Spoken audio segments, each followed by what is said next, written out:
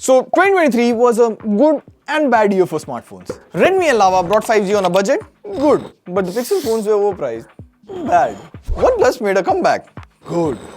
Old phones got green line issues, bad. iPhone 15 Pro Max, best camera in a phone, good, but it cost 1.6 lakhs.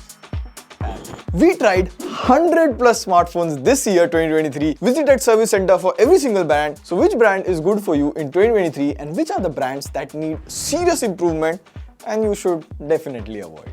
Obviously. Now to make things easy and simple for you guys, we'll be ranking the smartphone brands in tier. We'll start from the bottom and slowly move to the best brand in 2023. Okay, first up we have Realme. They launched very few smartphones this year. The most popular Realme 11 series was like okay at best. I mean, it is absolutely fine to launch few phones, but then at least make the phone so good that other people take notice. That wasn't the case here. Realme 11 was very mediocre, average camera, passable performance and all of that.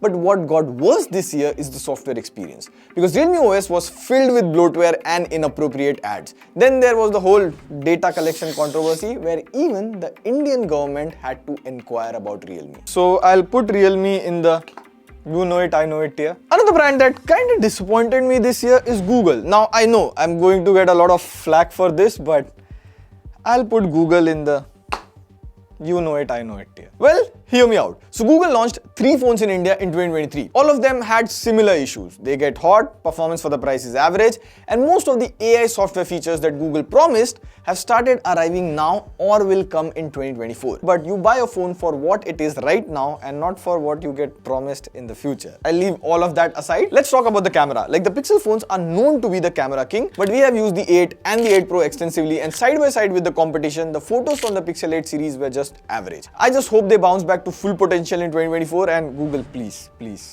fix your Indian pricing, please. Moving to Xiaomi, we have the Redmi and Poco phones. The base Redmi 12 was a good phone. It launched for around 12,000 rupees and it is a 5G phone with glass back and all of that. But the rest of the series was average at best. Like the phone launched with Android 12, that is like a year-old software. And then there was the whole Poco and motherboard fiasco. We have covered that extensively in this video. You can go check out if you want to after watching this video. So I'll put Xiaomi in did the job tier. And then we have Vivo. The Vivo X series were great camera phones, like some of the best photos we have taken.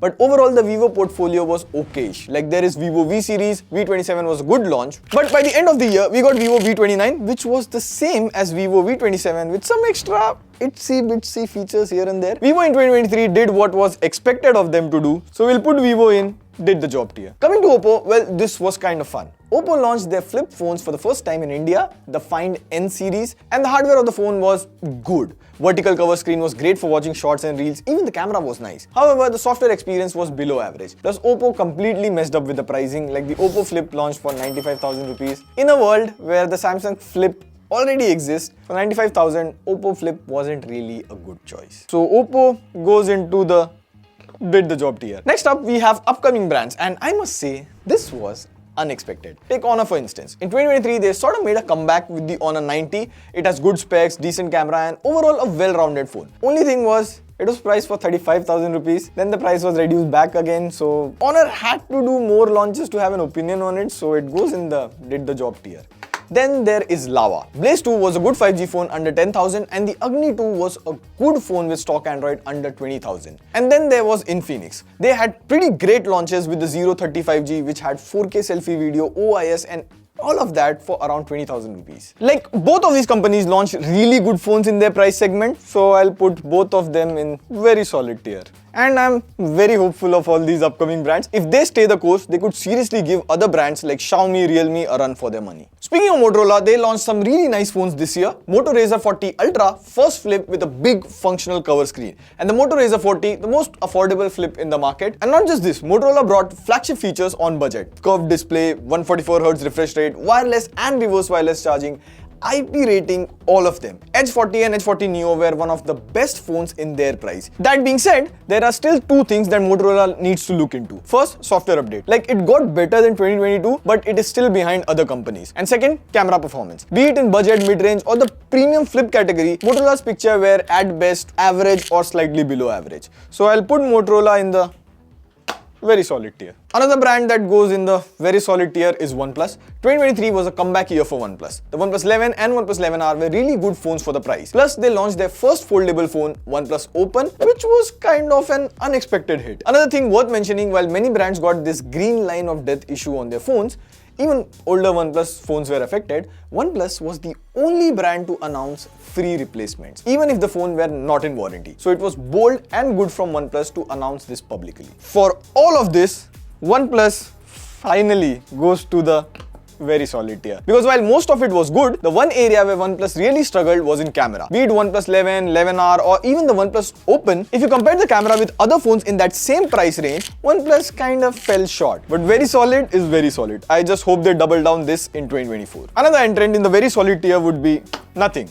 Phone 2 was a good phone. The glyph interface is still unique and brownie points for the excellent software. Also, they recently released their Nothing OS 2.5, which is based on latest Android 14. This is faster than many other smartphone brands. The company also launched a sub-brand CMF. We got this TWS for 2,500 rupees and this smartwatch for 4,000 rupees. Both of these were really good for the price. Now, the only thing with Nothing was their weird pricing strategy. Like the year 2 launched for 10,000 rupees in India. For reference, the year 1 from the previous year came for 6,000 rupees. Same for the Nothing Phone 2. 8+1 Gen phones from other brands launched for 40,000, but the Phone 2 launched for like 45,000. So price was something they had to still nail in India. So yeah, not good, but very solid. I hope Nothing takes note and improves their pricing strategy in India in 2024. Coming to iQOO, I would say they did a really good work in 2023. They launched a few phones, iQOO Neo 7, iQOO Neo 7 Pro, and just recently the iQOO 12, which is the first phone in India with Snapdragon 8 Gen 3. iQOO has this trend of giving great performance at a reasonable price. Now yes, to give superior performance on a budget,